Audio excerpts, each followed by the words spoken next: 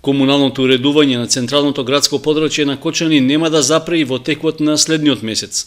Во локалната самоуправа се концентрирани главно на средувањето на тротоарите, како и на решавање на проблемот со атмосферската вода на улиците Маршал Тито и Глигор Апостолов Гочо.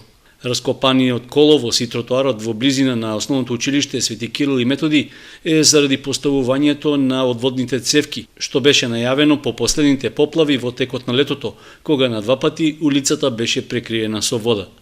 На овој потек градежните активности се уште не се завршени, односно треба да се продолжи со доизградба на атмосферската канализација од проширувањето за автобуската постојка па се до железничкиот мост. Значи, оно што сега направивме интервенција за да може да собираме атмосферската вода, значи треба да се доизграде до испустот кај што ќе биде предвиден кај железничкиот мост и после тоа ќе се пристапи кон поплочување на овој тротоар. Секако нема да остане во ваква состојба, бидејќи претходните работи преработка ќе бидат завршени, веднаш ќе се пристапи и кон поплочување со бекатон до крајот на железничкиот мост.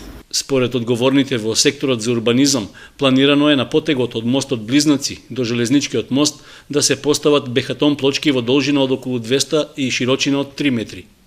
Истовремено, заради прифаќање на атмосферската вода на улицата Маршал Тито, во непосредна близина на шопинг центарот, во тек се градежните работи за поставување решетка со испуст во реката.